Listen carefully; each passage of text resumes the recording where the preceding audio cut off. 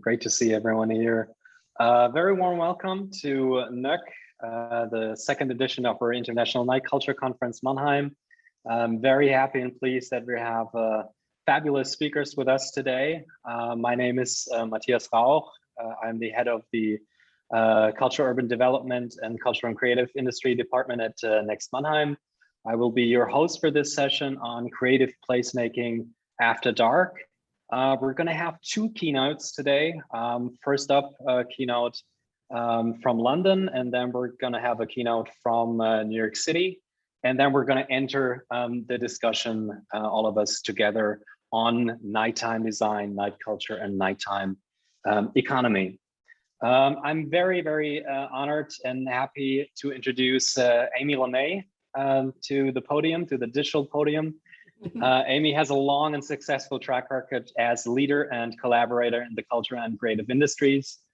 She has served as mayoress of Camden in 2010 to 2011 and spent her year highlighting the history and culture of live music and nightlife in the borough. Amy is a familiar presence on TV, in print, and on radio. She broadcasted for a decade on BBC Radio London and now hosts Sunday afternoons on BBC6 Music. Her debut book, From Prejudice to Pride, a history of the LGBT+ movement, the first LGBT+ history book for children, was published by Hachette, I hope I pronounced that correctly, in June 2017. In 2018, Amy was awarded an honorary doctorate from University of East London and appointed honorary professor at University College London. Originally from New Jersey, Amy has been a proud Londoner for over 25 years now, and she has served as London's first night Czar since 2016. Very warm welcome, Amy. The digital floor is yours. Great. Thank you so much, Matthias, and good afternoon, everyone. It's a great pleasure to be with you here today and speaking alongside so many fabulous colleagues from around the world. Special thank you to Mannheim for inviting me to talk about night culture and the many changes and opportunities that have been presented to us by COVID-19. Now, I've been asked to share with you some of the actions we have taken and are taking in London.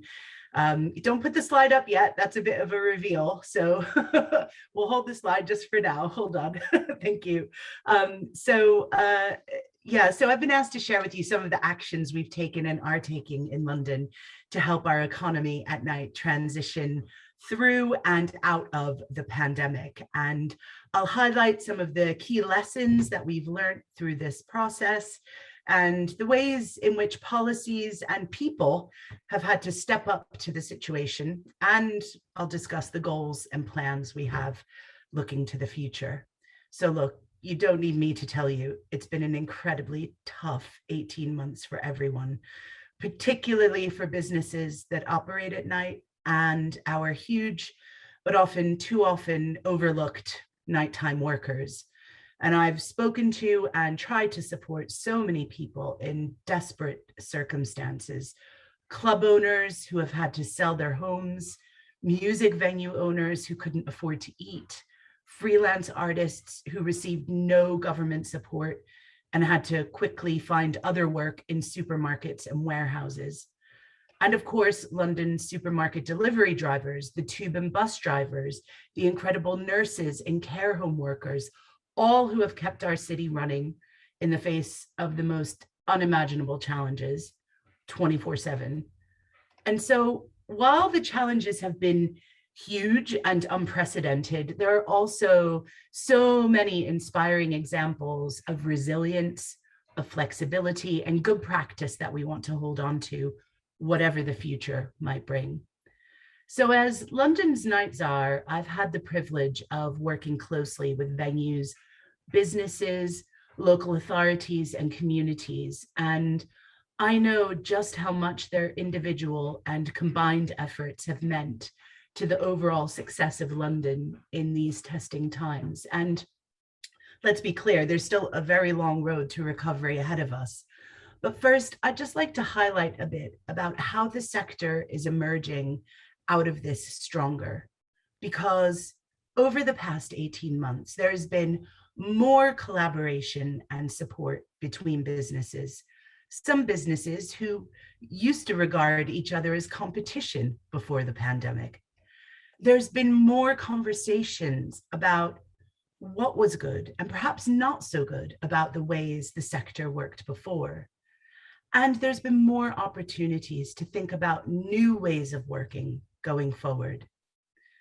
So I'll briefly tell you about the work that my team and I have done and are doing at City Hall to help London at night recover from the pandemic and bounce back stronger, more resilient and more inclusively, and to be better prepared to face any challenges that arise in the future.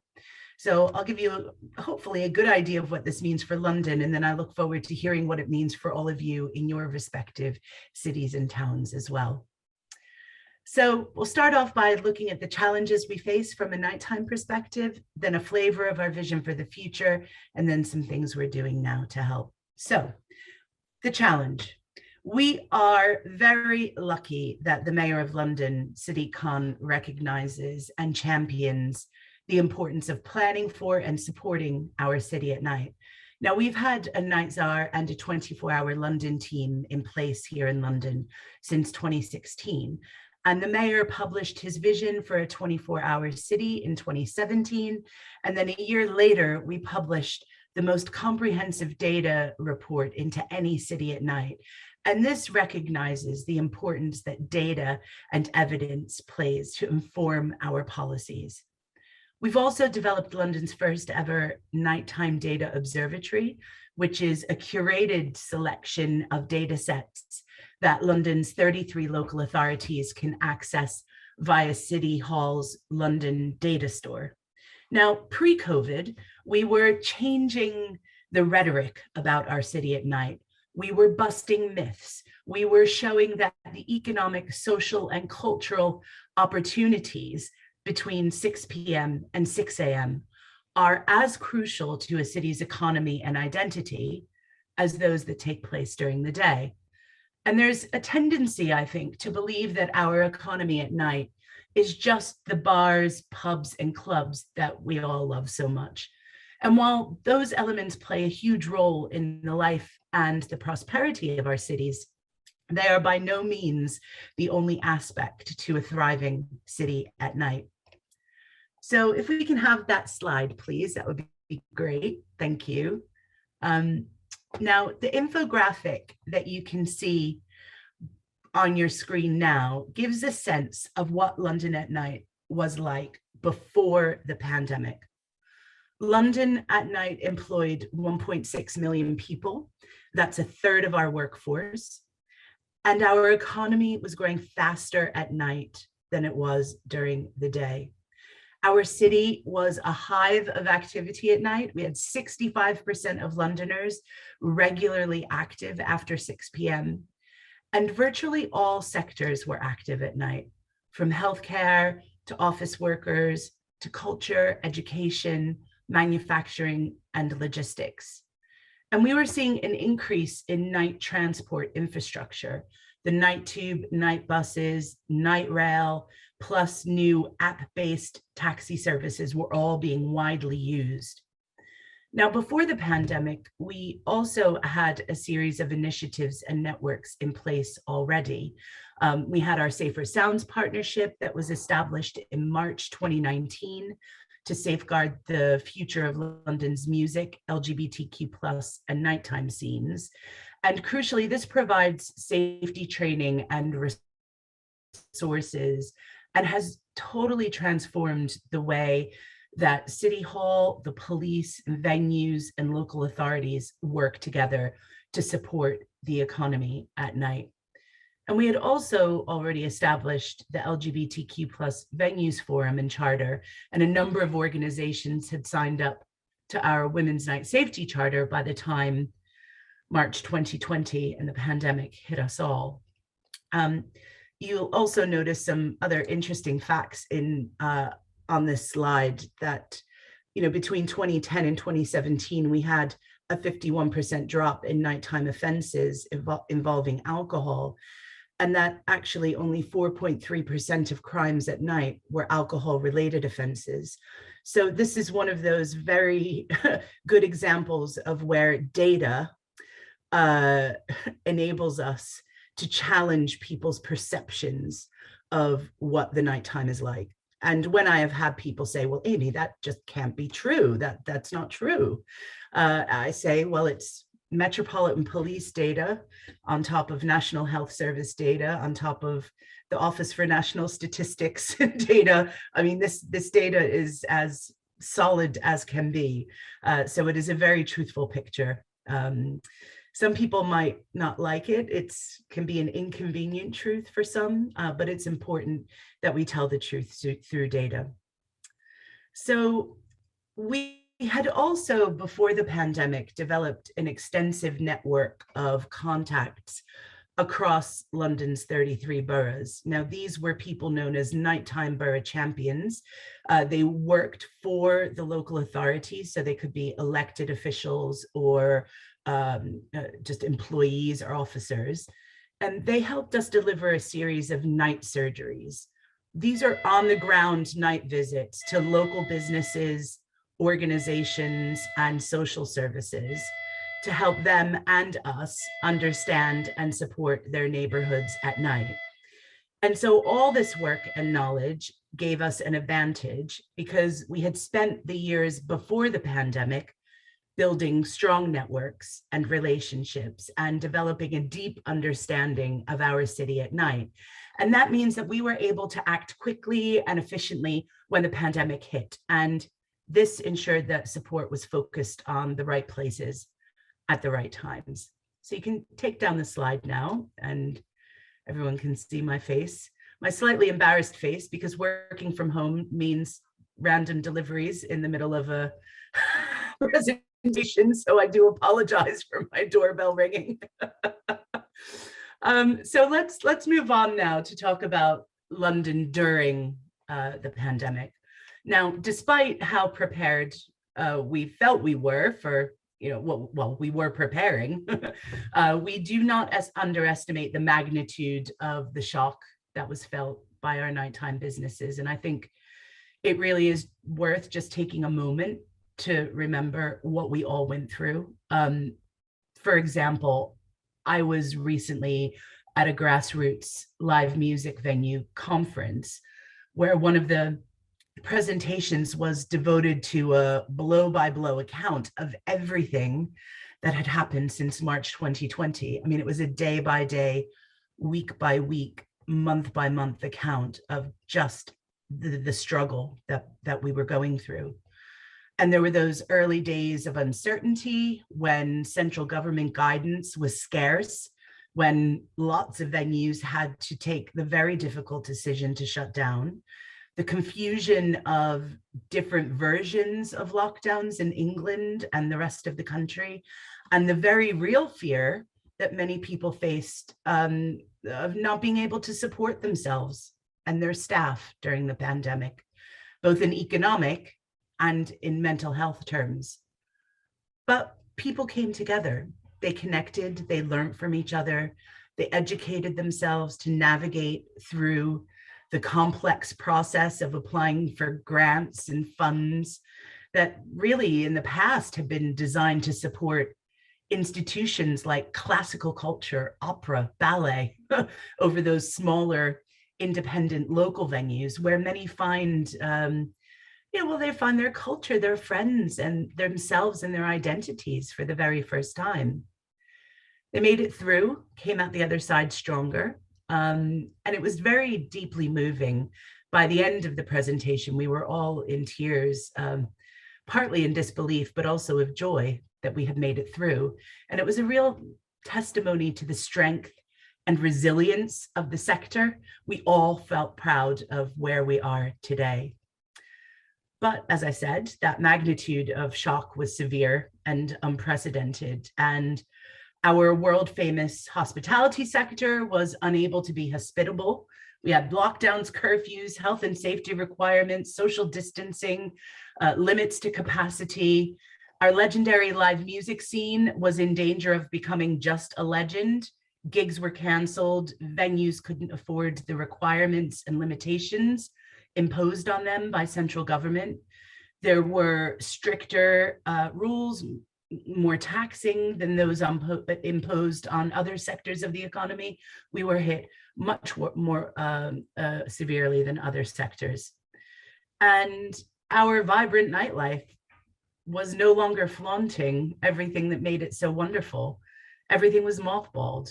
And one of our biggest sources of income, tourism, was suspended, together with a lot of spending by office workers.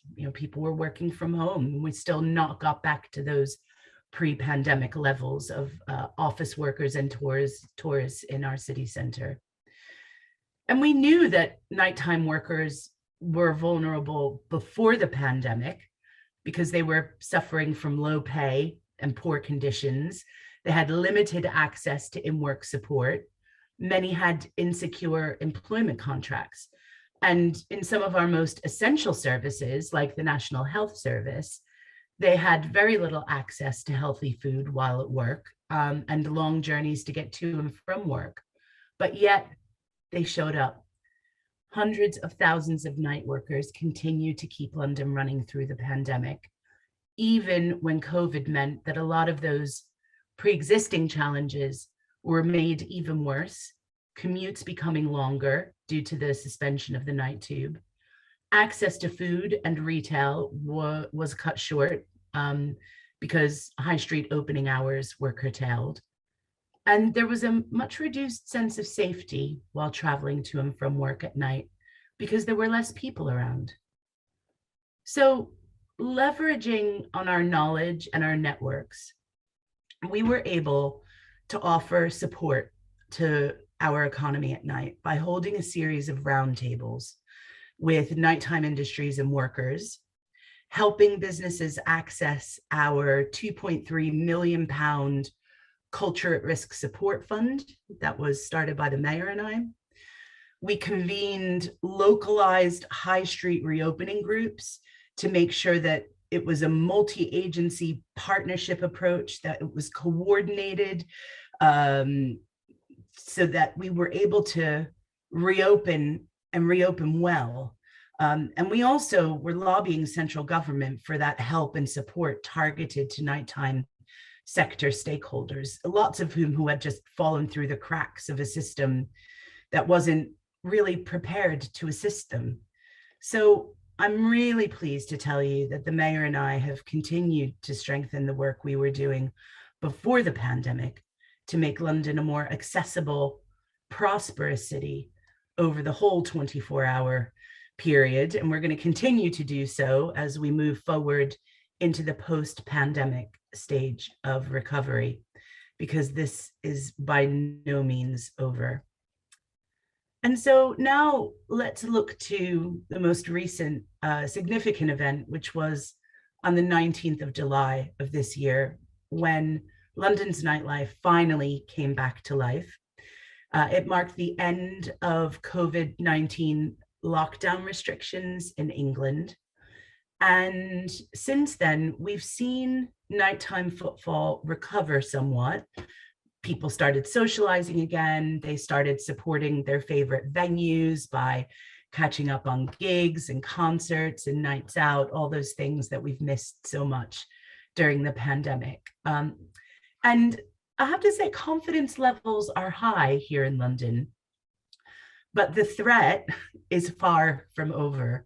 I mean, even when venues have adapted in the best possible way to operating in this post-pandemic reality, I mean, they've incorporated additional health and safety measures, they've trained their staff, they're really going out of their way to make people feel safe and welcome coming back into their premises. They're still facing, well, very difficult challenges. I mean, lots of venues are carrying high levels of debt. Unlike other countries across mainland Europe, our businesses did not necessarily get grants, they got loans. So they do have to pay that money back. They're facing additional pressures from landlords and suppliers as levels of activity start showing signs of recovery, and the double hurdles of supply chain disruption and staff shortages are heightened by, and I cannot believe I've got through this entire speech so far without saying the B word, Brexit. The supply chain disruptions and staff shortages have just made it even worse coming out of lockdown, hugely challenging. So there are reports of hospitality and late night industries and businesses having to operate at a limited capacity because they can't find enough staff.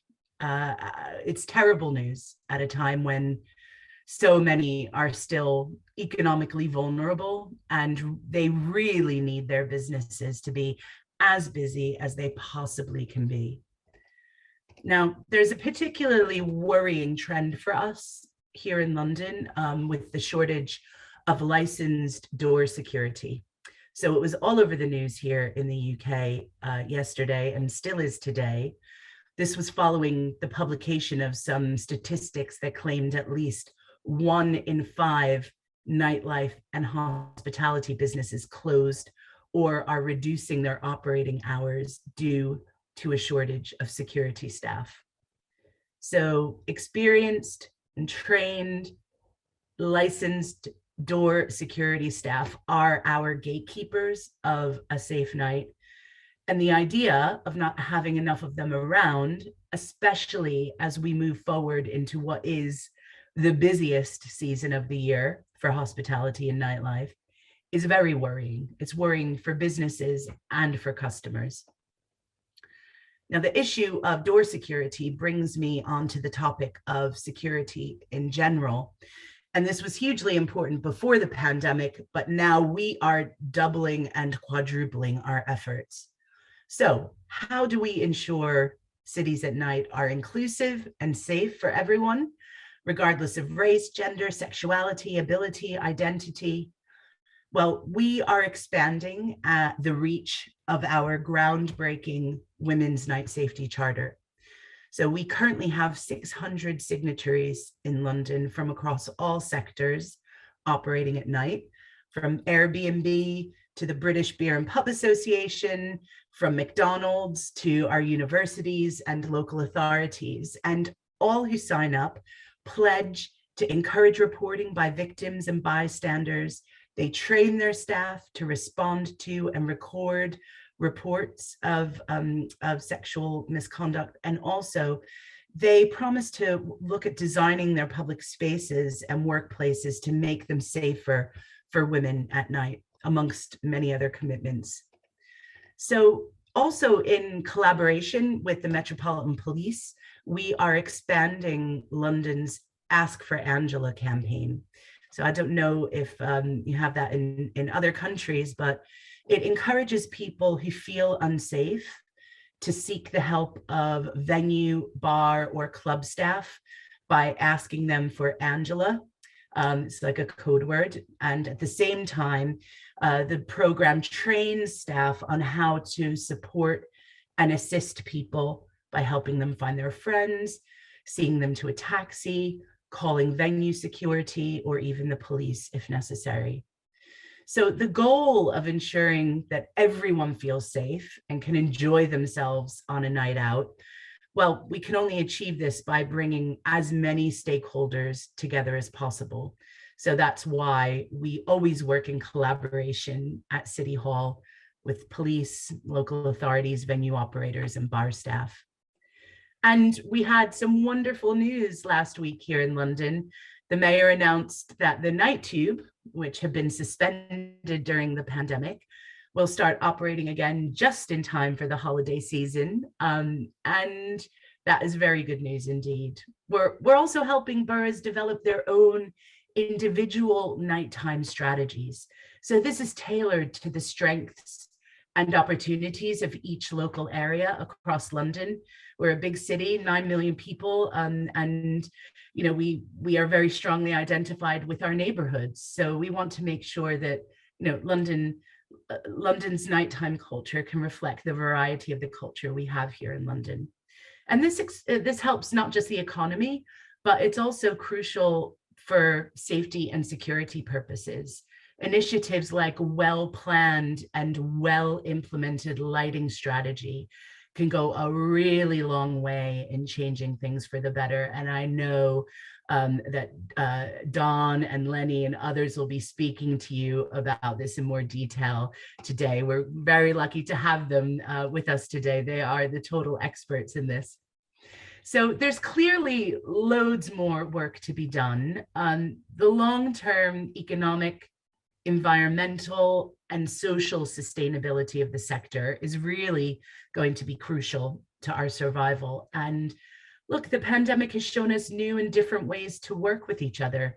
And it's our intention in London to keep this vibe going. We'll continue to support businesses and communities as they get back on their feet. And crucially, we're going to be supporting those who work at night, whose hard work often goes unnoticed. And as I said earlier, you know, this pandemic has brought to the forefront in a very stark way the important role that nighttime workers play in keeping our cities running. So the mayor and I are developing a plan to ensure that all of London's night workers have access to better conditions and pay through the London Living Wage accreditation.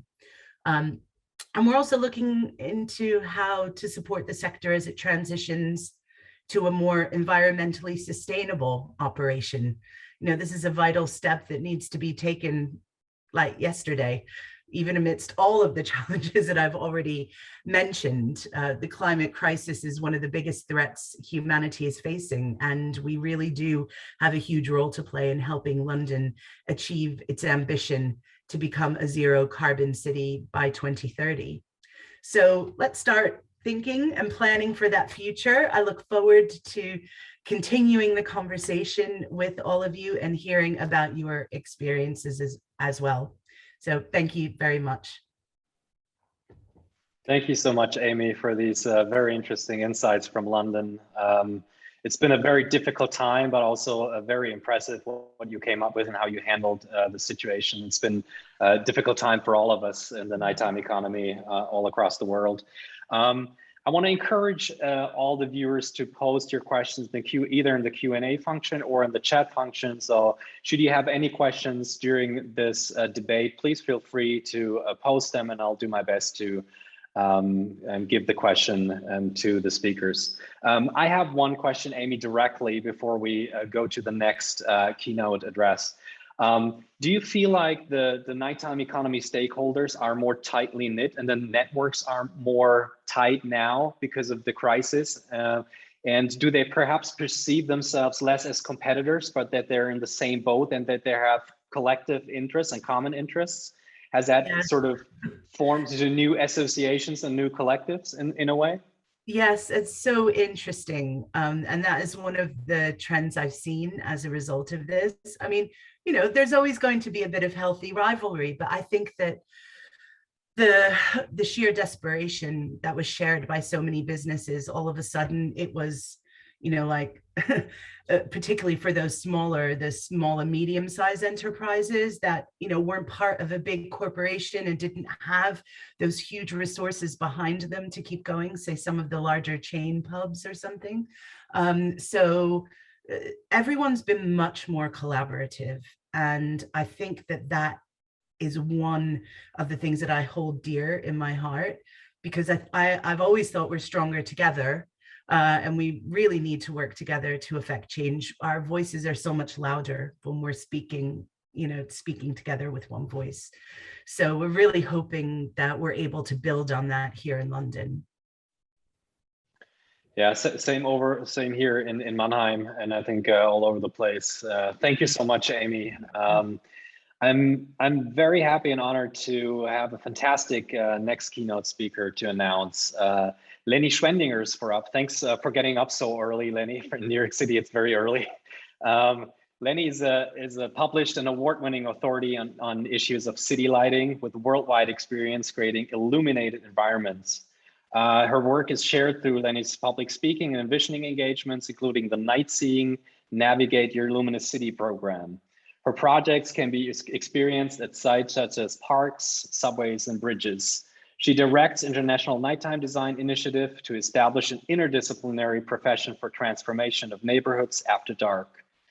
Projects for the initiative include smart lighting guidance for New York State and advising think tank New Urban Mobility. Lenny is a visiting research fellow at the London School of Economics and holds fellowships at New York Design Trust for Public Space and Urban Design Forum. Very warm welcome to Leni Schwendinger. Leni, the digital floor is yours. Take it away. Thank you so much, Matthias. I'm just so thrilled to be here and to, you know, in a sense, have the opportunity to augment our nightlife movement and cultural movement, to expand on our thinking about night in general and in particular. I want to thank Amy for, you know, opening up several of the subjects I'm going to be talking about in a different way. Also back to NEXT Mannheim, thank you for using the term nighttime design. We're trying to popularize that as a larger way of looking at the night and our design disciplines. I'm going to now share my screen, see how that works. Alrighty.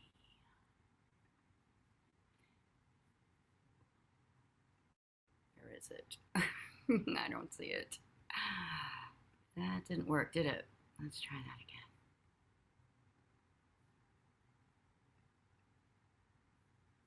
Can you see my screen? Yes. That's the yes. Okay, there we go. There we go.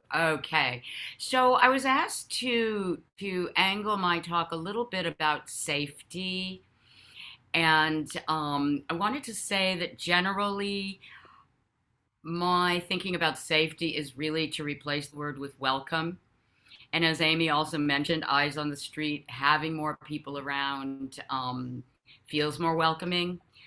Designing for different typologies, people, places, certainly specifying the identity of places, geography, and residents, users, visitors, whichever terms you use, can create welcome.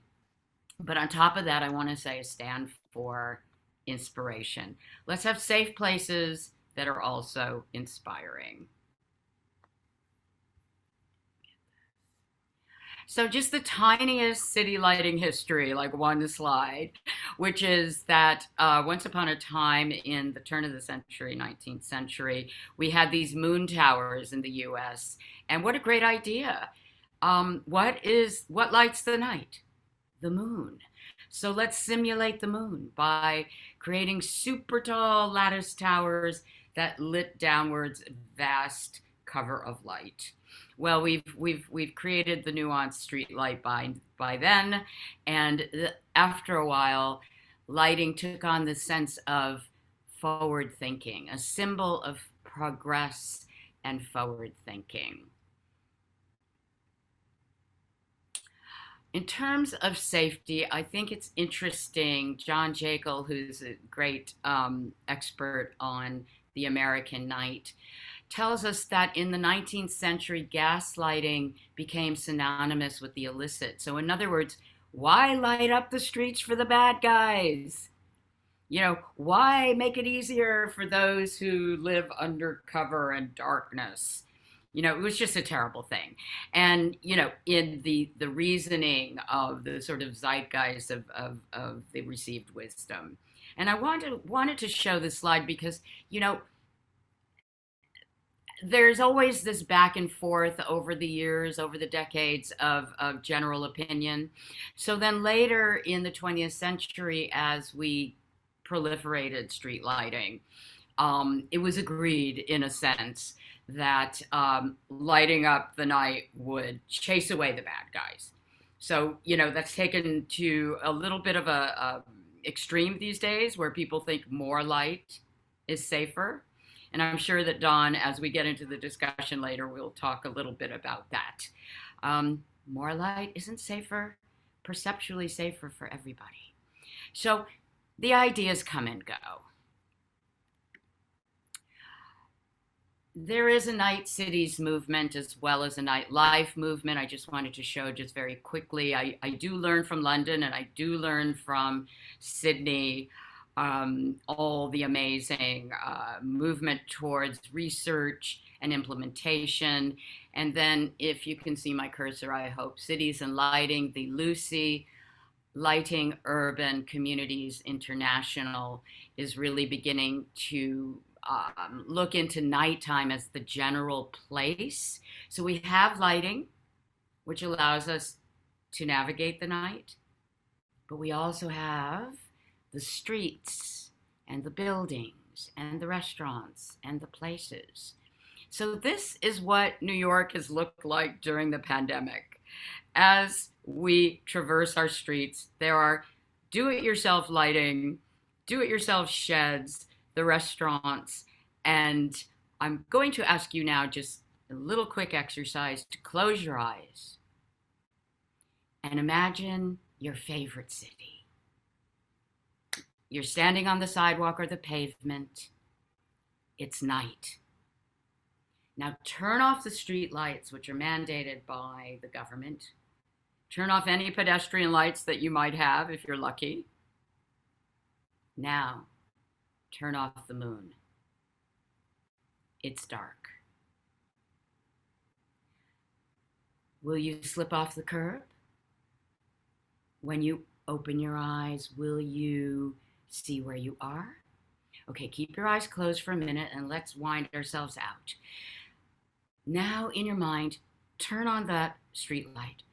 Turn on a pedestrian light so you can see the pavement and the sidewalk and the other people walking towards you and your friends. Now let's add some historic facade lighting. And in the distance, there's a statue, a public art piece, a steeple with light. This is luminous legibility. Open your eyes. You've just learned how to be a light planner. So what we've done is we've started an organization, International Nighttime Design Initiative, and what we wanted to do is to increase safety and welcome with illuminated legibility, to increase confidence, increase the numbers of people on the street and our accountability for each other, enhance public health, which is generally thought about in terms of walkability for physical health, and social encounters, now that we are winding out of the pandemic to a certain degree, for mental health. And augmenting economic vitality, that's an easy one. Cultural offerings are often after dark. Retail, restaurants, talking about closing hours, talking about augmenting our commerce after dark. How can we help with a complete interdisciplinary nighttime design? So I'll quickly just say, and I have a number of colleagues from all around the world in the audience. I'm just very, very pleased. I looked at the participants, and we know that the best design of cities is done in an interdisciplinary way, whether it's lighting, which is going to lead design for nights as a place, urban designers, planners, and geographers, social researchers like Dawn, public health experts. You know, different neighborhoods have different levels of pollution. Maybe we should change something about air quality or measure it by smart lighting. Transportation experts. Amy pointed to mobility and getting from place to place at night. So let's have an interdisciplinary team in our neighborhoods who can help improve our nighttime experiences. Let's create holistic after dark strategies for cities. First mile, last mile. I don't know how many of you know this term. It's all about getting to and from work and home, or let's say the club and home, or let's say from jogging and home.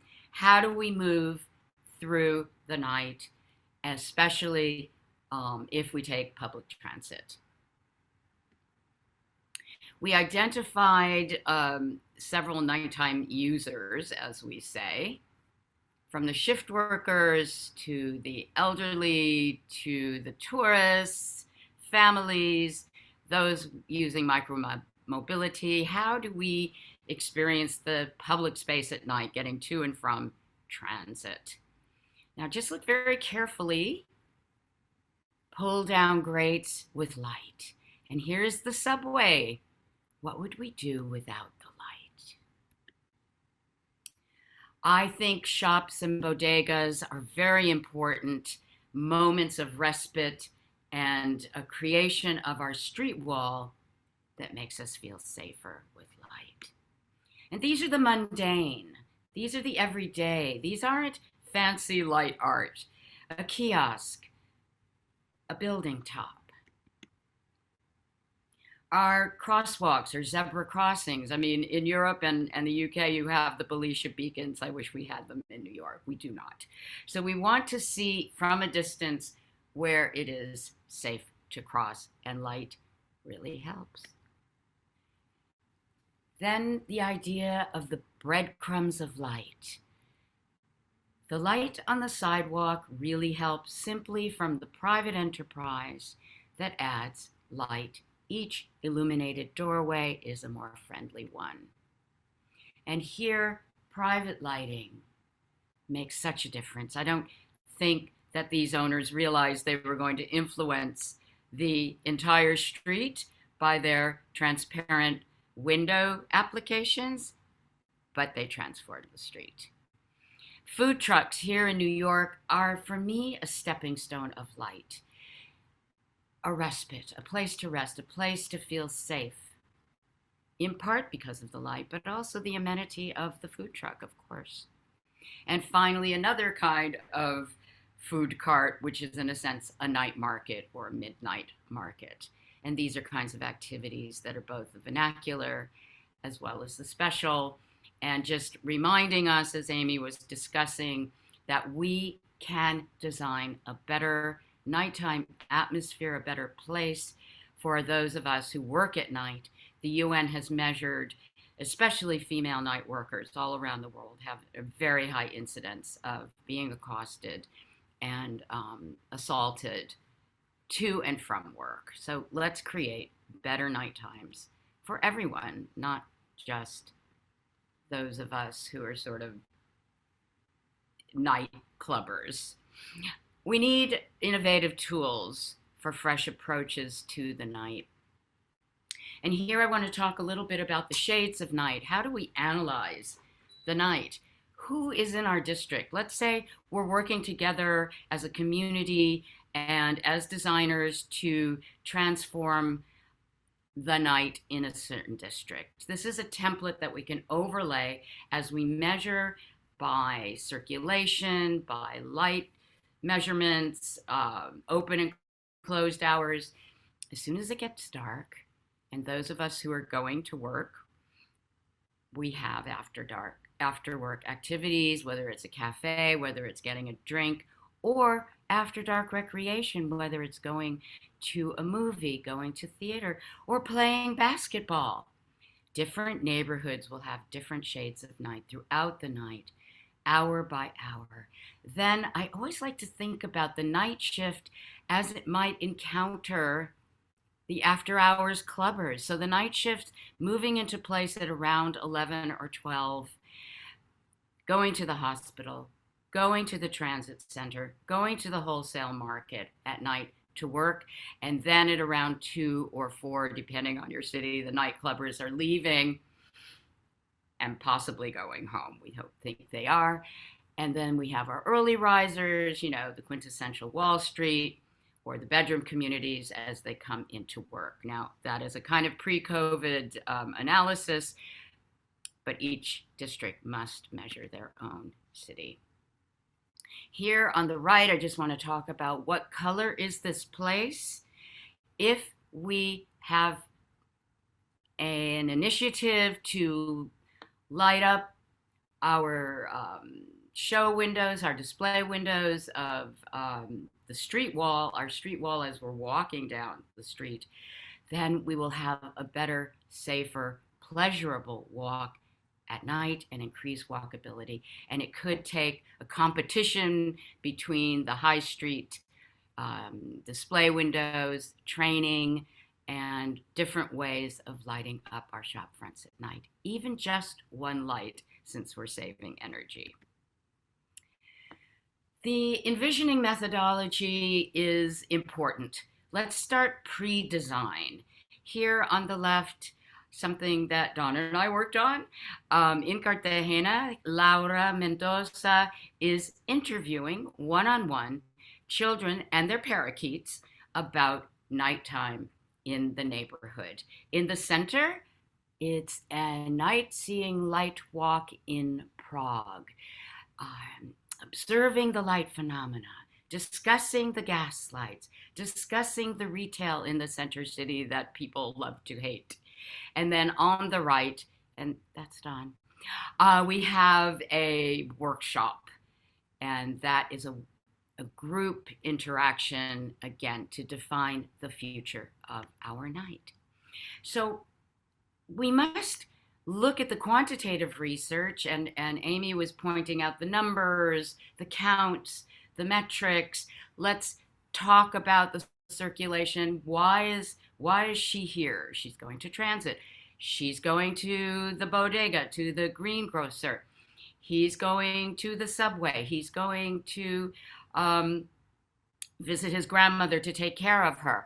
Here in the center, we have qualitative research. Again, the workshops discussing the future of night of our city. And here we have what it should come down to and boil down to is adaptive, smart lighting of the future. Now, some of us love to hate smart cities and smart lighting because they can be used, these technologies, for surveillance. But some others of us think they're enabling technologies to transform the night into a scenario, into places that are specific to our residents and our local commerce, to create networked light through the night. So now I'm going to go into what is the cultural light.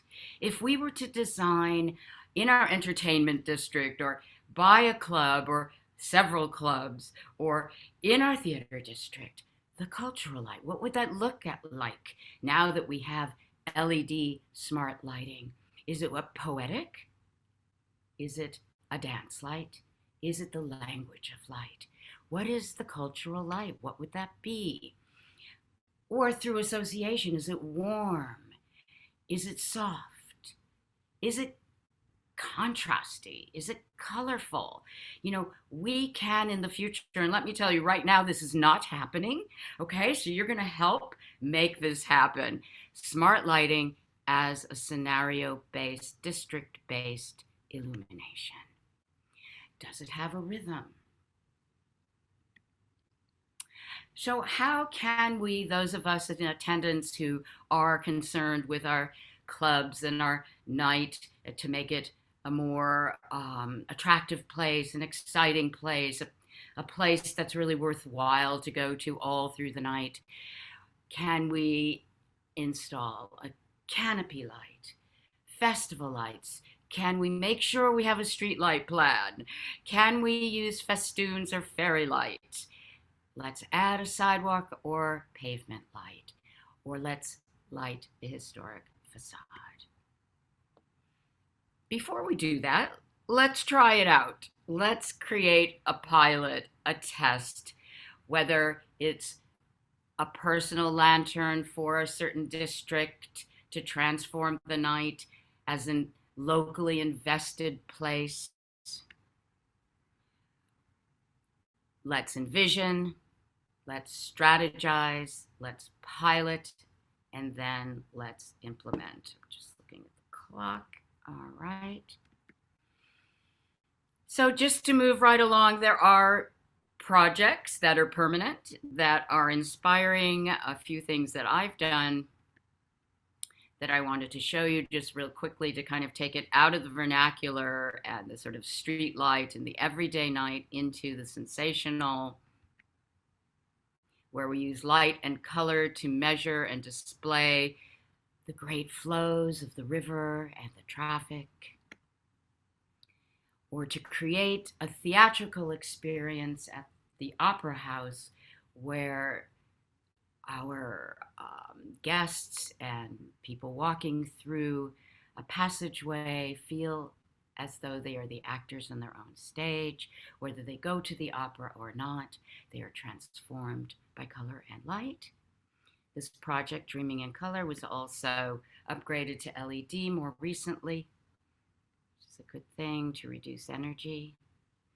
And just to implement your Night City vision, conduct an envisioning workshop, pilot local ideas, commission art light installations, hold a canopy or storefront lighting competition with your stakeholders, and advocate for better street and area lighting policy for your city.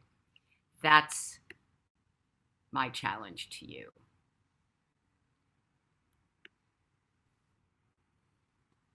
Thank you very much, Lenny, for setting the stage for our discussion. Very interesting. A lot of aesthetic aspects that I found very interesting, and I hope we get to talk about this as well.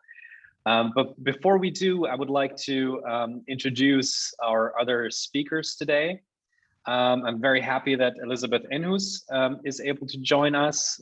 She was full professor in criminology at the Department of Criminology of the Vrije University in Brussels.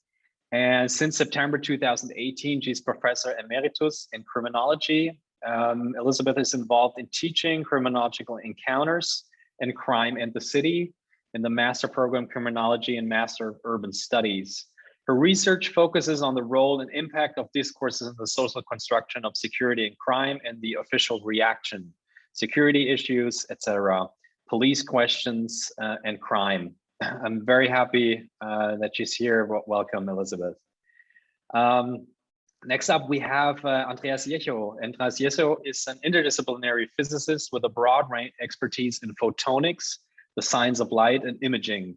He received a PhD in photonics and laser physics from the University of Potsdam in Germany. He is currently a postdoc in Australia, where he imaged the shadow of an atom and subsequently worked in quantum microscopy. Since 2015, Andreas applies his knowledge on light and imaging in environmental sciences, where he works on light pollution and optical remote sensing of inland waters at the Leibniz Institute of Freshwater Ecology and Inland Fisheries. His main research interest, though, is measuring and assessing the impact of ecological light pollution, a term that I know Lenny is not very fond of, but we hope we get to touch upon that as well. He currently coordinates a project on minimizing impact of lighting on key species, bats and insects in the nature conservation areas in southern Germany, the Natur-Licht-Projekt. Welcome, Andreas. Thank you for being with us. And last but not least, we have Don Slater from London from us. Don is a reader in sociology at the London School of Economics and co-director of the Configuring Light Research Group. Configuring Light focuses on light and lighting as core elements of urban fabric and aims to foster dialogue and collaboration between social research, lighting design, and urban planning, particularly in public realm space and infrastructure. Prior to this, Don worked for many years on information technology, media and digital culture and development contexts, including South Asia, West Africa, and Latin America, with projects for UNESCO or the FID, among many others. Welcome, Don. Thank you for joining us. Before we, for the first question that I want to sort of enter the discussion with you is a very basic one and perhaps a primitive or a naive one. But Lenny, perhaps could you tell us a little bit about what is the major difference between daytime design and nighttime design? I suppose light is essential in both designs, but how do they differ? You've mentioned three pillars: economic vitality, public health, and welcome safety. Perhaps you could elaborate a little bit on that and also highlight a bit where you see the major differences between daytime design and nighttime design. Well, I think number one, the major difference are, urban designers have this terrible way of saying space users, but the people on the ground during those time banded parts of the 24-hour cycle, let us say, the people and their perceptions, that is the difference. So what we as designers are designing for, let us say, is a place. I say night is a place. We think of day as a place automatically because we can see the physical attributes of the place. Night becomes a kind of darkened canvas that designers must make available, welcoming. So in a sense, I mentioned the curb earlier. Do you see the curb? Are you going to trip over the curb, the sidewalk? You basic issue. Let's even leave the if we don't have to. What about men cooped up? What about a guy who's phobic? How can we increase our relationship with the night, with our cities, with inspiration to even leave the house? So I have to say the difference is really the people, who's out, and that doesn't just mean existing. Existing conditions is something we want to learn from. If in our neighborhood we'd like to increase the use of the night, and some neighborhoods don't, and that's perfectly fine. But if we have a mandate to allow people to come out at night, or we want them to visit for commerce or when they go to work, then we need to see what existing conditions are. That's the lighting, that's the traffic, that's the amenities we're providing. Then we design for that. Thank you, Lenny. Don, I was wondering, still considering these three pillars that Lenny mentioned: economic vitality that we're looking for, public health, as well as welcome or safety. I feel like most cities start with the lighting aspects in terms of if we have that, the other two are going to follow. So if we have safety, then sort of economic vitality and public health are going to be in place. But it could also be the other way around, right? We could start with economic vitality or public health, and then safety would set in. Why do you think most cities tend to focus on this safety aspect first? And wouldn't it be perhaps be more productive to start at the other end? Yeah, it's a very good question, and I don't have any polite answer. That's to say, it's a historical aspect of lighting that it's been bound up with public order, surveillance, control over cities. There's a very strong, I am a sociologist, it's got a very strong aspect of class, of policing, of holding marginal groups in place. And it's governments of cities in particular have, from the inception of public lighting in Europe in the 18th century, 17th century, one of their main responsibilities being keeping order. And there's a long association, usually based on pretty dubious evidence, that light has something to do with that order. So, a lot of lighting is done, and a lot of, nighttime design generally is done, I'm sorry, my American accent will come out here, in a sort of way. That's to say, how can we protect the city from certain forms of liability, if there are public order or kind of traffic accidents and so on and so forth. Again, all I'm saying is that there are really bad reasons for putting security first, quite apart from the fact that we don't understand the relationship between light and security anyway, and it's probably the wrong question. Can I add one other thing? When you asked Sure. Lenny the question about what's the difference between lighting daytime or designing day and designing night, I think that really reveals a lot of the problem, which is that we tend to treat night as this one thing. And in fact, it's something that has been designed in highly complex and contradictory and incredibly different ways in different places at different times. The fact of talking about the night as if we knew that what it was and that it was one thing is already a sign of the kind of ignorance and the kind of how regressive most city policy has been. And I think Amy would know, you know, and you're in this contradictory position. You're called the night czar, but you're the first person to show us that night is a highly complex, different thing that we're trying to produce in different ways for different people. So, you know, the czar of the night, but you're actually, you know, you're deeply involved in how different night is for different sorts of people. Yeah, I found, just to say, I found Lenny's like scale of darkness, you know, really, really helpful. And the idea that this is different shades of gray and of light and dark in different areas of the city. I found that hugely inspiring, because you're right, Don, so many people just think of it as this sort of like this monolithic dark thing that is out to get them without actually understanding any of the nuances or intricacies that are necessary to, you know, to making our nighttime work better for everyone. Yeah. The only thing I would add to that, sorry, if I just, yeah, and go Lenny ahead, have had this conversation. Yes, it's shades of night, but that also presumes kind of that the night is the same for different kinds of people at different times. We're doing more and more work with elderly populations in my research group. And of course, shades of night would be quite different from the ones that Lenny showed. Would overlap in interesting ways, but you've got to know also about their night, how they construct their night. Thank you, Don. Elizabeth, go ahead. Mute. Oh, yeah, sorry.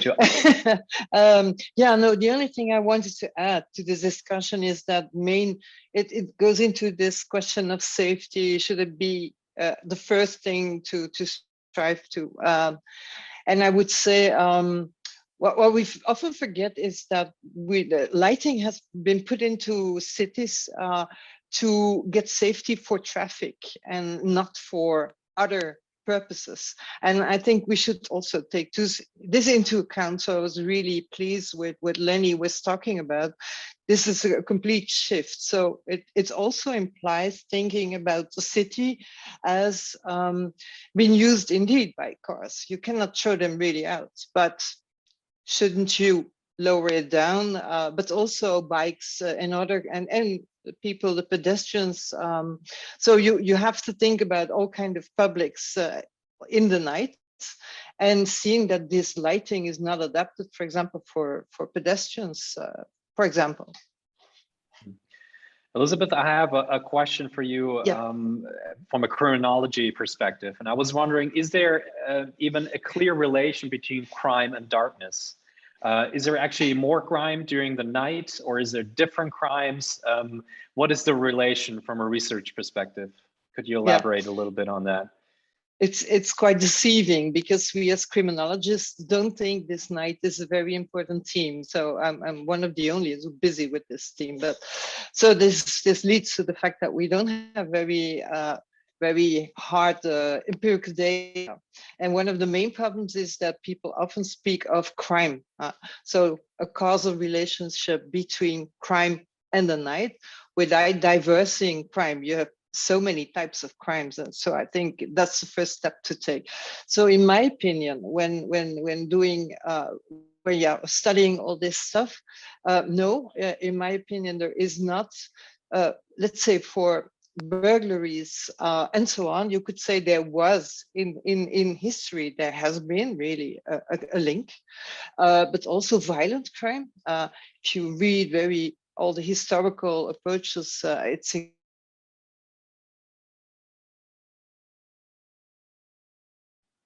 Oh, I think the connection is not working right now. But Amy raised her hand. Perhaps Amy, you can. Yeah, I just wanted to jump in here. I mean, similar to, is Elizabeth back now? Elizabeth, are you back? Yeah, you're on mute. yeah, I'll pass back to Elizabeth, and then I'll jump in when she's finished with her point. You're on mute, Elizabeth. You need to unmute yourself, Elizabeth, first. Yeah. Yeah. So you have these Okay. different types of crimes. For example, we see that burglaries are really changing. The patterns are changing. It has been in the night. It isn't anymore. It's mainly when people are gone working that we see now burglaries going on.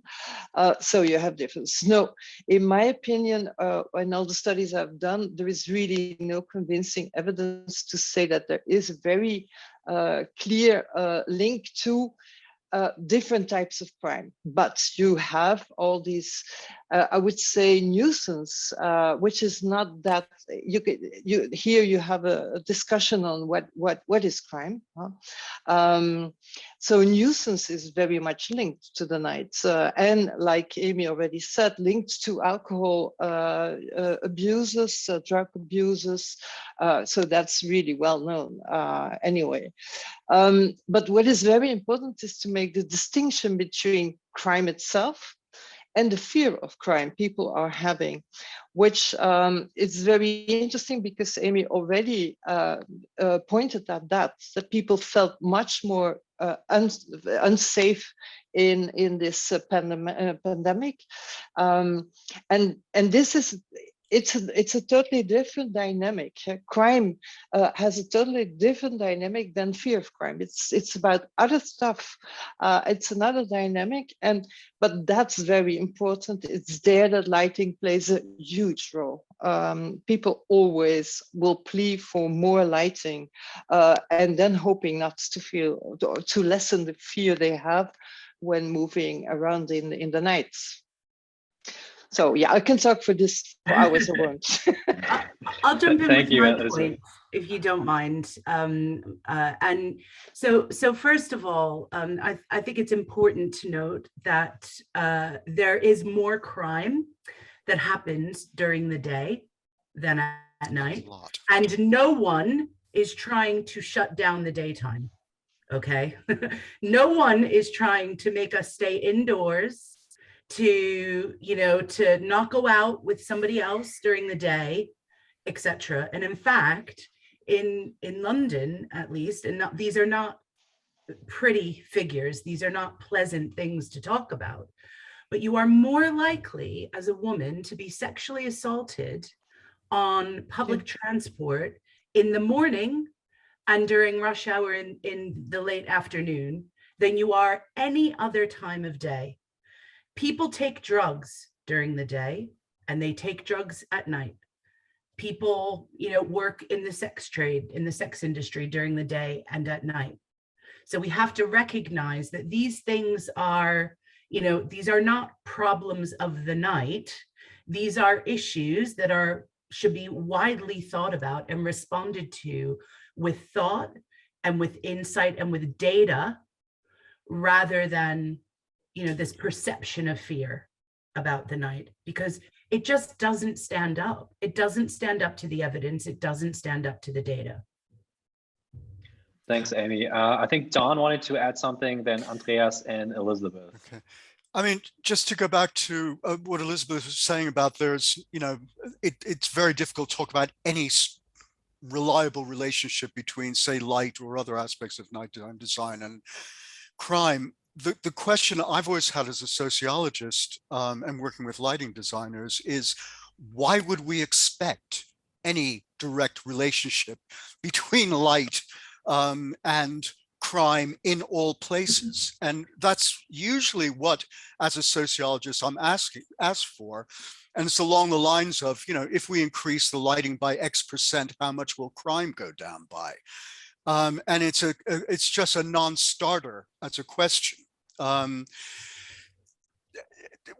I say, why would we expect a direct, let alone causal relationship between light and crime? I mean, one of the things I'm mostly talking from is my experience in working in a lot of different places around the world, many different communities, and issues like crime of many sorts, as Elizabeth says, but also policing, sense of threat, sense of what makes a person feel secure or insecure is radically different everywhere I work.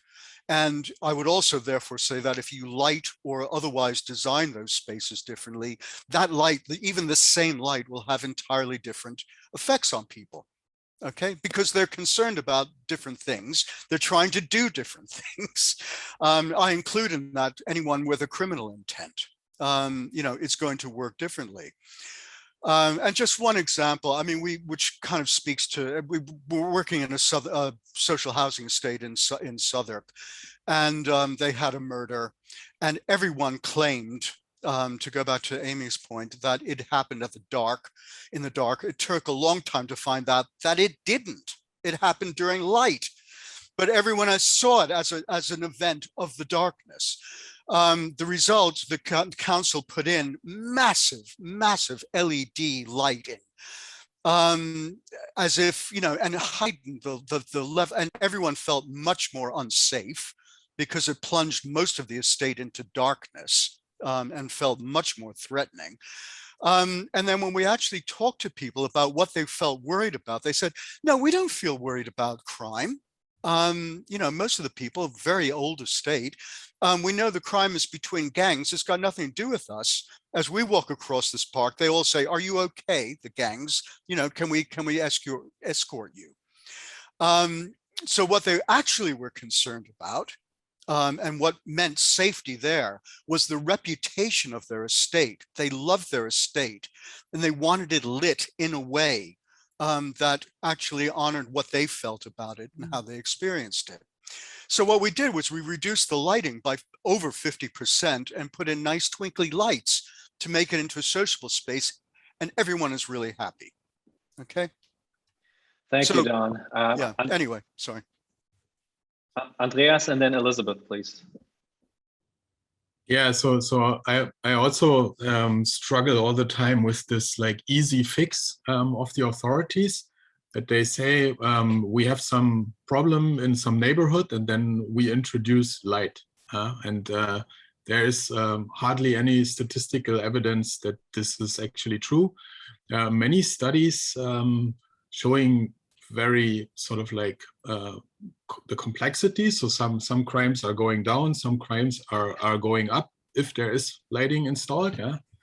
And something that is probably, I'm not in this core group of expertise, but what I want to give in the flavor here from this dark side where I come from. Yeah. So light pollution research and ecological research. So something that sparked also something in me was like Lenny's little exercise. We close your eyes and you are in a city and you think you switch off the street lights. So we do that actually, like not in big cities really, but we do that in small towns sometimes. So I know how that feels. So I know exactly how that feels. And I'm also in very dark places to research an effect that is called sky glow, so light that is then scattered in the atmosphere. And it's actually astonishing how much you can see in the dark if there is no light. If there is some light somewhere, you cannot see anything if the light in your vicinity is switched off. And that brings me to the other point, that it's not about increasing the light levels, it's about giving you like sort of like a balanced lighting, sort of like contrast is very important. And the other thing that I want to also emphasize is something that came out of Amy's talk, which is I said in the beginning, the authorities always install light because they think they can fix something, right? But they're just fighting symptoms with some treatment and they don't know what they're actually doing. And what Amy said is much more reasonable. It's all these efforts to bring people to places, to have these guides, I call them, or whatever, right? Like people you can talk to, things like that. Because I live in Berlin, and Berlin is super dark compared to other cities all around the world. But I feel always very safe to walk around in the darkness of Berlin at night. But I would not feel very safe if I do that in New York. I did that in New York. I didn't feel safe at all. So it's this is a societal difference, right? The society in the US is very different from Germany. And people think of easy fixes, right? Like installing light fixes something, but it doesn't really. And we always argue that we need to find a balance between the needs of the people, say what Don said, like the fear that they feel, right? But we also have to always say that you have to be careful with ecosystems and what light can do to those. And also the sustainability, because a lot of light that nobody uses is just wasted energy. Keep that in mind. Andreas, I have one more question before we move on with Elizabeth and Lenny. I was wondering, you know, with regard to the reception of music, for instance, we know that it varies significantly depending on the cultural context, and that the universal physiological reactions are quite basic when it comes to music. And Don has already alluded to that it's probably very similar with regard to light. Is there evidence that there is that there are physiological constants or universals with regard to the reaction towards light? Do people react in the same way to certain kinds of lights? I have to say, I don't know an exact answer to this very interesting question. And I would say no, just from my gut feeling, because somebody that grows up in a super urbanized neighborhood will have a very different reaction to light to someone that grows up in an extremely rural area. Let's say somebody that lives in a tiny village in the middle of Australia where there are only 3 people and there's no light at all. If you throw that person into the middle of New York, this person will freak out. And if you do the opposite, the same will happen, I would say. The physiological response as a physicist, I would say, is the same in principle, but the experience, how they grow up, how they experience the night, is so extremely different that people from different places will react differently to light. So people in the middle of Australia, if you throw these super bright LEDs on them, they will find it completely annoying, I would say. While the urban people that you bring to this unlit village, they would feel like super scared of like also the surrounding noises and so on.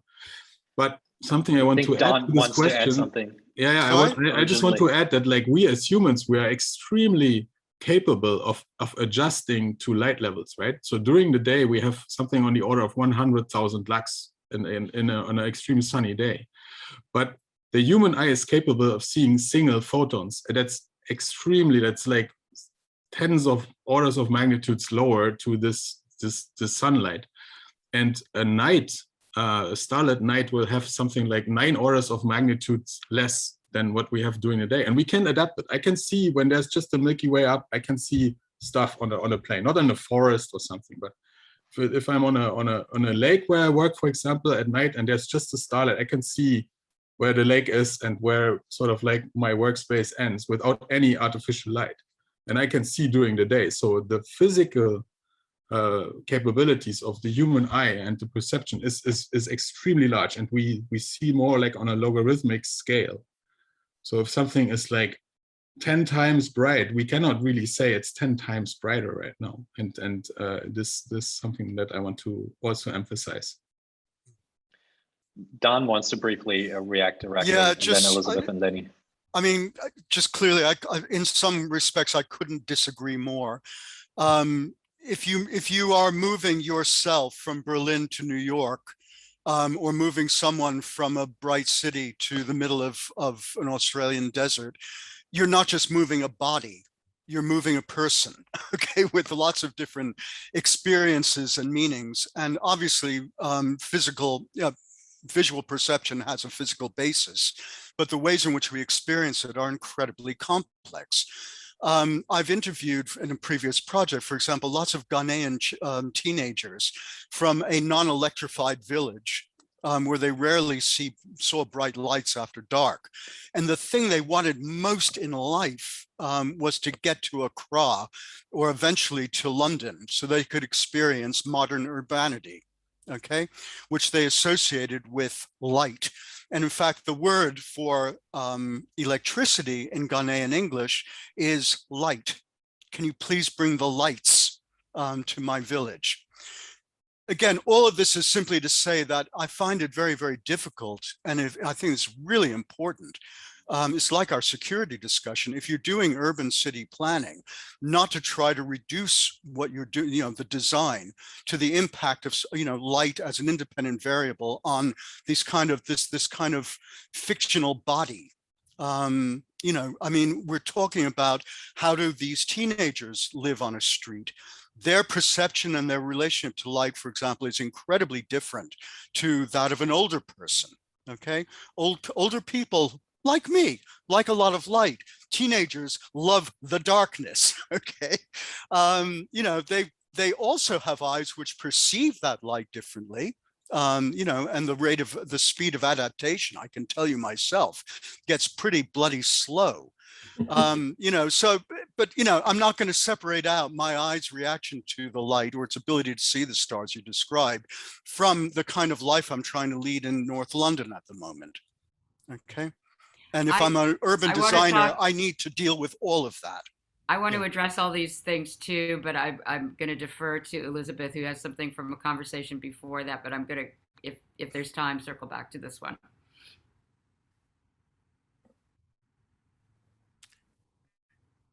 Yeah, no, the only thing I really wanted to point out is it's so important. So let's indeed think there is no causal relationship between lighting and crime. I absolutely agree with Don. It's absolutely very important to see this, but there is in the perception of people really a link between lighting and fear of crime. And we call this fear of crime, we criminologists, and we shouldn't. It's a stupid way of describing lots of most emotions people are having. It's more like, because it can also be, and if you study older people, you know this, Don, people are sometimes frightened of going out at night because they are they don't see the pathway, the sidewalk really very clear. So they're really very scared of tumbling or falling. So that's one of the reasons. But I would want to point at the woman, and I was very pleased with Amy's plan or charter for the woman. For women, still, the city is a patriarchal construction where they don't feel at home at night. And I think it's very important. It's a perception. It's absolutely the case, but still it makes them impossible to be a normal citizen and also to be part of this 24 hours city, which others, men, can do. And so to think about the connection between lighting and fear, not fear of crime, but fear more broadly, I think it's a very important thing.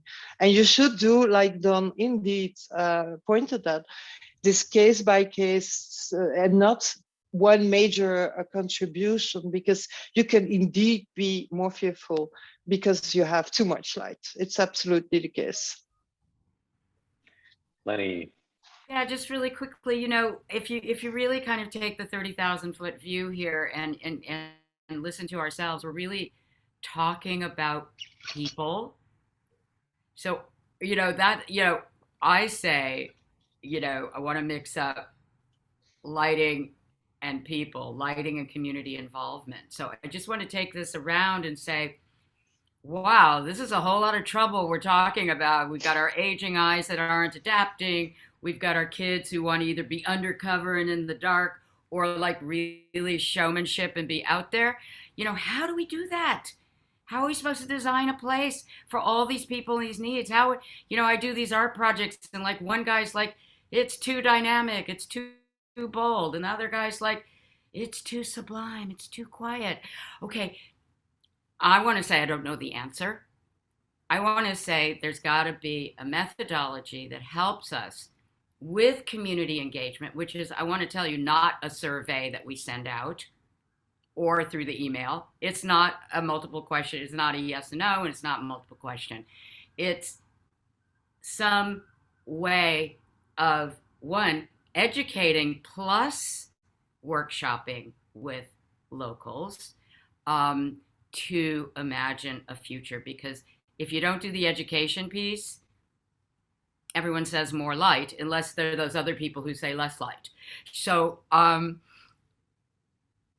I do not believe in, I want to just, this one last thing, I do not believe in saying, okay, we have 10 people here and we always have 10 people.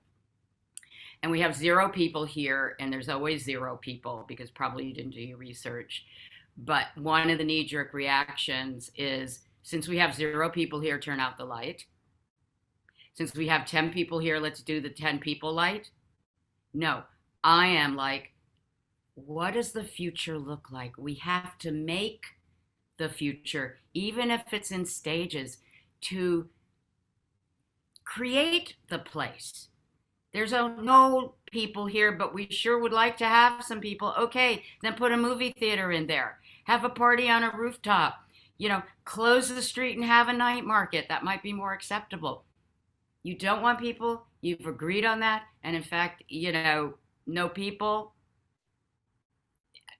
Create that. But let us not just stop with what is. Let us create the future at night. Absolutely agree, Lenny. Thank you very much. Dom, before you react directly, I wanted to squeeze in a question. I love how the conversation is flowing, by the way. It's fantastic. One of the things that you do with configuring light is employing social research to find the best lighting option for the respective context, and also creating awareness around the fact that light also helps to constitute social spheres and social spaces. Could you briefly walk us through how such a research and consulting process looks like? I mean, Lenny has already hinted at it with her methodology, but could you also give us a brief insight from the sociologist perspective, and how cities perhaps could adapt these approaches? Yes, I'm going to try to do it briefly, though. I mean, our projects, probably for the reasons I've been saying, take very different forms because it depends on the place we're working in. I come out of a tradition which is called ethnography, and that's about understanding people and places in their own terms. So that's why I tend to say things like, you know, what does night mean here and to these people? What is safe? How is safety experienced and constructed by particular people? And a lot of that really comes down to, for example, working with social housing estates is identifying all the different kinds of people who have a stake in a particular place. Above all, the people who don't come to consultations or see the surveys. That's a hard to reach populations. See how they organize themselves as well, what kinds of people you're going to find. We tend not to ask questions very much about either night or light to begin with. What we're interested in is, what are you trying to do? Okay, what are you trying to do in your life? And then we kind of fit in, you know, and it might be walking with people on kind of regular routes, interviewing them about kind of routines of their day, talking about their fears and issues and so on and so forth. A lot of that kind of interviewing, and kind of building up a picture of the kinds of involvements, barriers to involvement, and so on. Then we start saying, okay, well, does it feel differently at night? What is night to you? What are you trying to do then? You know, experience of light. We do a lot of work, for example, with photographs. You know, here's a photograph of your space at night. How does it feel? Where's the light coming from? As Lenny said, we don't, and increasingly don't, make a big separation between research and education and intervention design, because they all go together.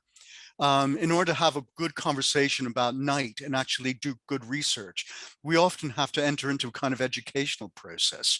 You know, light is not just as temperature, it shines from particular positions which make it feel, and so on. So we do a lot of work with people, just, you know, how do you understand light? How does it interact with all the different surfaces in your space, and so on and so forth. That's the kind of work that we do.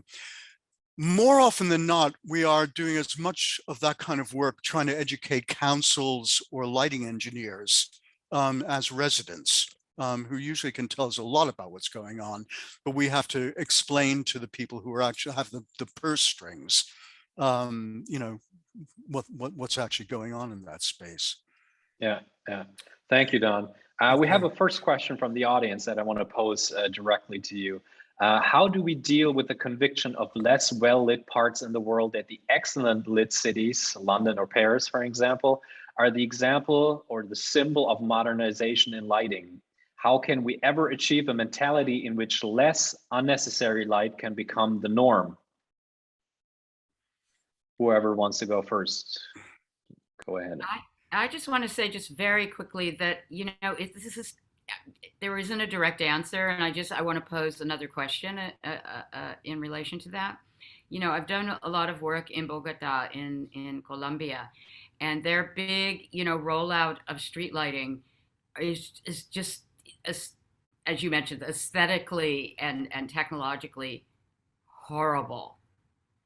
Tall poles, very glary, the coldest color temperature you can possibly think of, like colder than 100 degree Kelvin. But I have to say, they've illuminated the parks. They've illuminated the streets, you know. So I'm not excusing anything, and I hope that we can convince people that better, more balanced, more interesting, attractive, meaning attracting people, lighting is better, and how we can do that and teach that. But I also have to say that starting from the beginning somewhere is also important. Andreas, and then Elizabeth, please. Yeah, coming from the dark side again, there are some movements like the dark sky movement. There's, for example, the International Dark Sky Association that certifies certain places, tourist places, and they, for example, give out a certificate to a city to be a star city. So a city where you have lighting, of course there's lighting, but it is sort of like optimized in a way that it creates the least light pollution to obscure, not to obscure the stars. So one city in Germany that pops into my mind is Fulda, that has become a star city, it's then called. And that is something that could be used to reverse such just overlighting and just more light up places. Use these labels for specific places, right? And maybe also in general, we could try to make places. I'm not an expert on urban design, so if you're offended, I'm very sorry about that. But what Lenny said was like, you know, people are different and they want different things. So you should also in an urban design have different things, right? I'm sort of like this rock person, and I like a dark bar in the basement, right? Other people more like this rooftop fancy thing. So I want both in a city, right? I don't want to have a city that just has one thing and then and you have that during the day as well. So there are green places, there are concrete places. And so just keep also the lighting in mind, that some people want this fancy and a lot of light and a lot of action. And other people want to have it more calm and dark. And maybe they want to even have the opportunity to observe the sky from within the city and not have to drive 3 hours into the middle of nowhere. So that could maybe help. Thank you, Andreas. Elizabeth. Yeah, I just wanted to point out some studies, 2 points, where, you know, in Belgium, in the Netherlands, also in England, there is a movement where where cities cut down their lights, some of them completely, not in really big cities, only in smaller places. There's also studies on this, but and another option is to dim lights in the night. What the studies then on the safety level issue, because I don't know anything about the other issues, is that it doesn't affect the feeling of safety, because people even notice this when you dim lights. So that would be, I think, an option that is interesting. So, but it means changing also the light constructions that you can limit. And that is, and on the other hand, it's very important where light is needed. When I then, that's another point, but when you look at the remarks of women, when you walk with them in cities, you ask them about their feelings of fear at night, then it's often in very small streets where they don't have some way of they have no overview, or they have the idea that they cannot run away. When you put there really well-planned lights, it changes an enormous, that really changes their feeling of unsafety. But that doesn't mean that you have to put overall in the whole city a huge amount of lights. So that it is possible to change it. I'm quite sure about that. Don, and then I want to move on to a slightly different subject. It's a really interesting question. And if the original question was about overlighting in the global south, I mean, I think there's a lot of different reasons, but some of the important ones, which we have to ask ourselves, particularly in this venue, is how cities govern their night. And what you find, I mean, I've certainly found working with the Lucy network that Lenny talked about, is that in the global south, lighting is dominated by engineering for a start, usually responding to standards that are set in the north, and which might be or might not be appropriate to northern streets, but sure as hell aren't appropriate to most of the southern streets I've worked in. I've seen unbelievable lighting standards imposed on little enclaves in southern India, which is totally inappropriate. But this has to do with both the power of the north, the prestige of the north, the lack of resources in the south. So yeah, putting in really bright, cheap lights, that's usually the cheapest solution and a way for a lighting engineer to acquit themselves of their job. And then I think Lenny alluded to this one point, you know, there's a whole set of north-south cultural relations around, there's a certain vision of night as modernity, which goes back through the 19th century. And has led to overlit streets in a lot of parts of the world, basically trying to ape a London or Paris of the 19th or early 20th century. So yeah, I mean, these are really important kind of issues.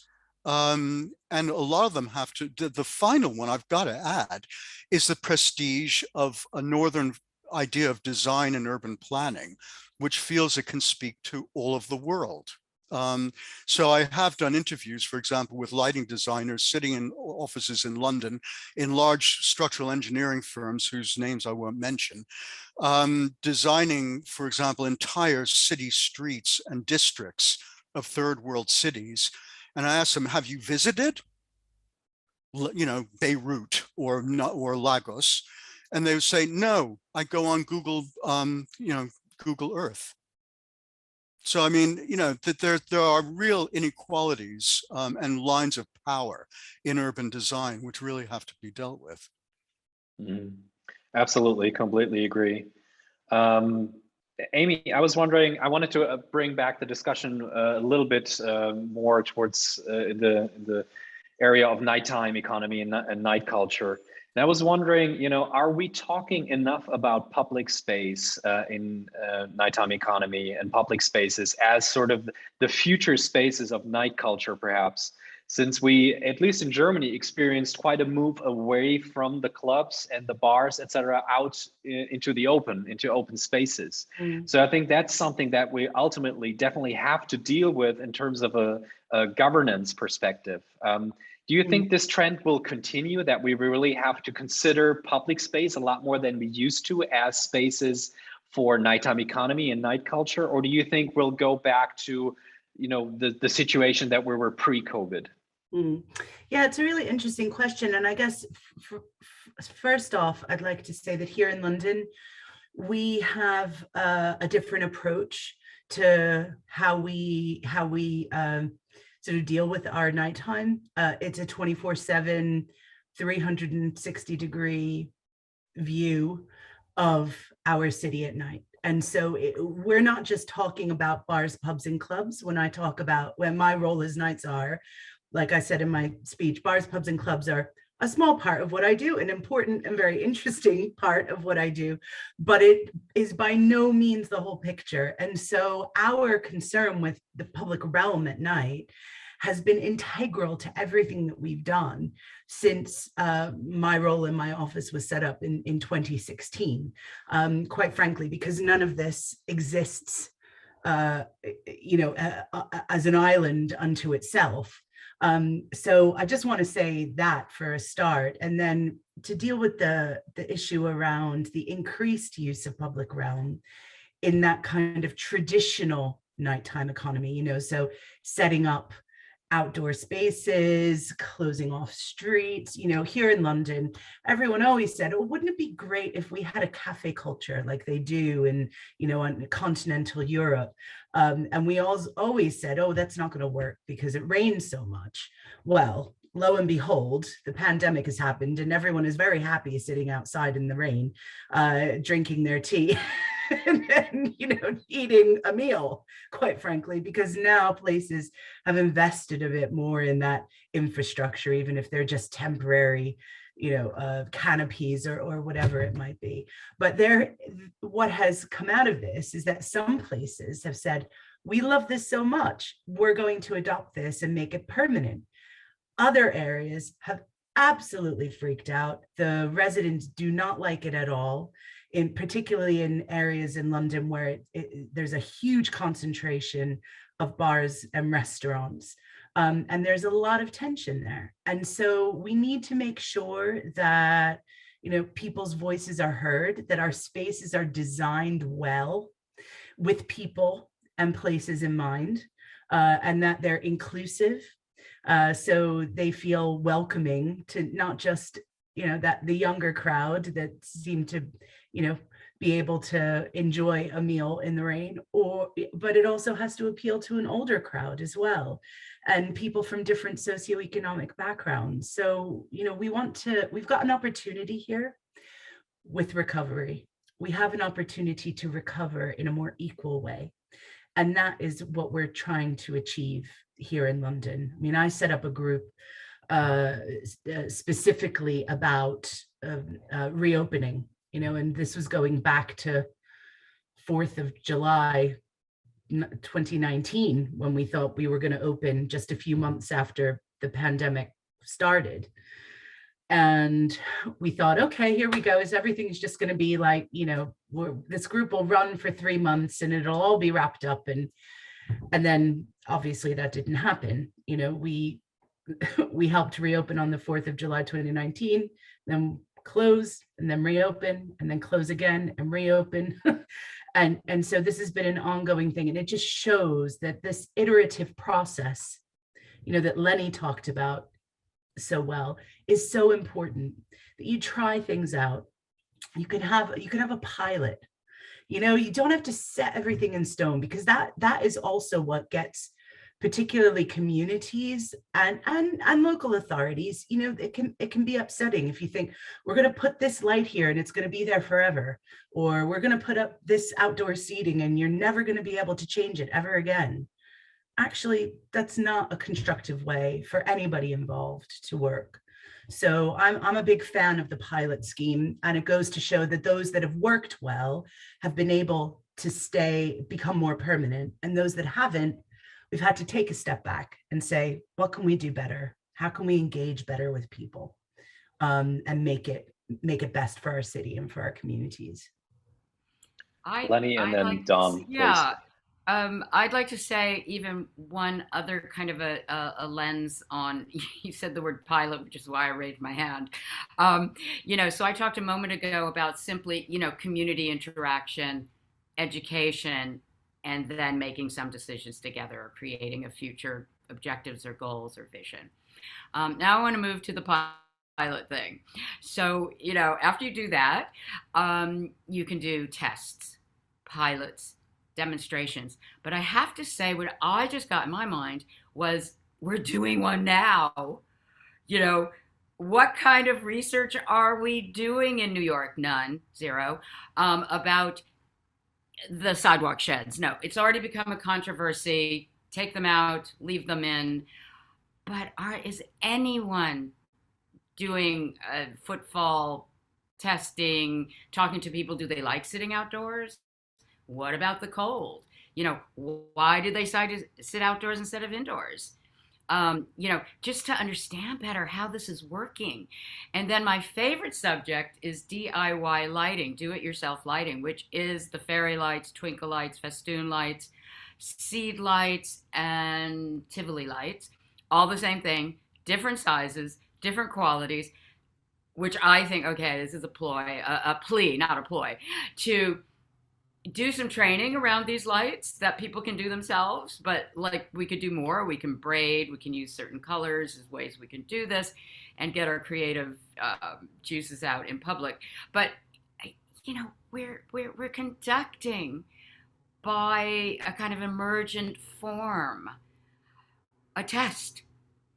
I mean, I know what the problem is. There just isn't a whole lot of money for research, and you know, let alone creating the project and naming the project. But I'd just like to say that the pandemic is a kind of demonstration that is pseudo-temporary. We don't know. We've created some new forms, and this is the way to find out what people feel and think and how to build from that as a pilot. Don. Yeah, I mean, largely just to really endorse where this conversation is going. I mean, experimentation, responsiveness, because we can. You know, Lenny also mentioned smart and dynamic lighting. You know, we don't have to treat light as a kind of 30-year fixed infrastructure. It's something that can be experimented with. You know, I mean, design has risen over the last 15 years. You know, city lighting, as well as other aspects of design, needs a really thorough design mentality, which is usually quite experimental, okay? So it's not just one pilot, it's actually, you know, let's prototype this thing. You know, and really shouldn't city governments be thinking that as designers, thoroughly, seriously, you know, and bringing residents and other stakeholders into the process, which is also a matter of, again, moving very far away from things like lighting as infrastructures, as things that are below the horizon, you know, the radar, over many, many decades, and rather as, you know, how does my environment feel? How do I participate in developing my space over my lifetime in that space, actually? Now, that's a little bit idealistic, maybe, but it's a mindset which says, you know, we can actually treat these things not as something fixed, but as something responsive. So night can be shaped by different kinds of people. It can also be argued over by people. You know, I mean, Lenny raised the issue, or someone raised the issue before about, you know, how do we find lighting or other design that fits contradict? Well, that's politics, okay? You know, and that's got to be part of how we deal with nighttime. You know, can we create the spaces where people can really argue like hell about what they want? You know, there's a lot of the cult of consultations is about, can we get the quickest agreement we can so we can just get on with the building? You know, a lot of making night should be also about making politics, is my view. Yeah. That would always be a fantastic last statement, but I have one final question that I want to pose to all of you is, I mean, I've understood that any kind of urban design, whether it's nighttime design or daytime design, should be, in my mind, an interdisciplinary process that incorporates various stakeholders. But that's always mentioned in almost all of the urban debates that I know of. Everyone agrees, oh, sure, it should be interdisciplinary. And it's sort of like almost used as an excuse. But how do you really facilitate a truly interdisciplinary design process? Is there any advice that you can give from your experience how you can have a meaningful, sustainable and process with impact that is truly interdisciplinary? And I promise you this is going to be the last question. We have to wrap it up. My team just told me we're over time anyway. Lenny and then Amy, and yeah. Okay, just really quickly. I mean, we have this thing called a charrette, which is basically a workshop and traditionally into the night. But sitting around there are methodologies. Okay, there are methodologies that tease out opinions, knowledge sharing. You know, and there are methodologies for real interdisciplinary sharing. I do know that some professionals don't really want to share. You know, some professionals basically think they know the right reason anyway, and so then they go to the Don Slater thing of just finding, you know, locals who will say, yeah, that's fine. But I think we're talking about a creative. Let me just wrap this up. A creative process between professionals and communities where you can actually come up with something new and then try it out. That was the pilot thing, and then install it, which generally means for a longer time.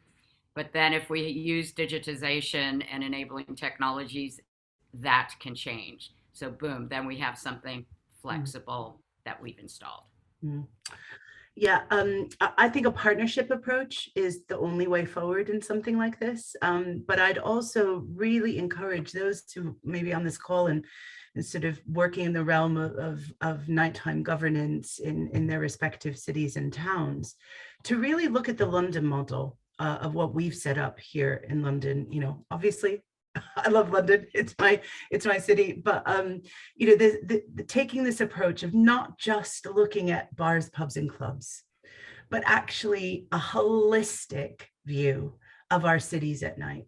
Because from a design perspective, whatever kind of design you're looking at, it means that, you know, you're able to approach it from an ecosystem point of view. And that is really the only way we're going to make, you know, sustainable change to our cities in every single area and aspect of our lives at night. Thank you, Amy. Don, and then Andreas, last ones. Yeah, I mean, this is probably a crude last thing to say, but if you actually want interdisciplinary design processes and nighttime design, it takes a lot of money. It actually takes investment and prioritizing, actually knowing what's going on in your city, rather than going through various charades and going through the motions of a few surveys or a bit of a consultation here and there. You know, it's actually a process of working with a lot of people over time, and that takes money and resources. And I do agree with Amy. You know, look at London. You know, Sadiq put some money where the, you know, like this is real, and there was a good business case for it. There was a good social case, a good cultural case. But that takes a lot of work over time. And again, I've just got to say, it actually takes money of saying that this is really important for the city to get right. Andreas. Yes, I can just agree to what was said. I just want to raise the ecosystem point that Amy said in a different context. I think just two things. First thing, the Earth is always covered half in night and half in day. So the night always covers half of the Earth all the time. And the city can have an impact outside of its barriers. So try to also think, when you not just think into this barrier, think also beyond the barriers of a city, right? The air pollution is clear, is spreading. The light pollution is also spreading. Like we can see the light from tens and hundreds of kilometers away. And we are trying to work also very interdisciplinary. We have a lighting designer doing a PhD at our ecological institute, trying to bring things together. And we are always open to bring another aspect into this urban design and educate people on what the night is beyond the urban barriers, what nocturnal species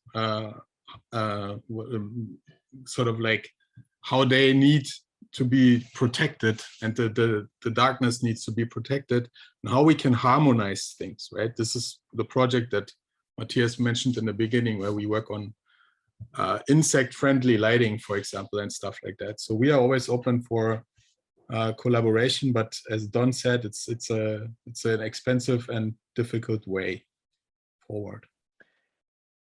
All right. This has been a fantastic discussion. I certainly learned quite a lot coming from outside of the nighttime design field, especially lighting aspects. So this was very interesting to me, and I think a lot for our viewers as well. We've recorded this. We're going to share this through our channels. We're going to give you the recording of this so you can share it as well if you like. I want to really thank you, all of you, Lenny, Andreas, Don, Amy, Elizabeth, for being with us. It's been fantastic discussion. There's going to be 2 more panels at the NEXT International Night Culture Conference on the 21st. So if you're interested in that, one is going to be in German, the other one's going to be in English on nightlife and sustainability. Come join us for that as well. And stick around for all the other events going on at InnoMake Innovation Festival in Mannheim. And that's a wrap. Thank you very much for being with us. Take care.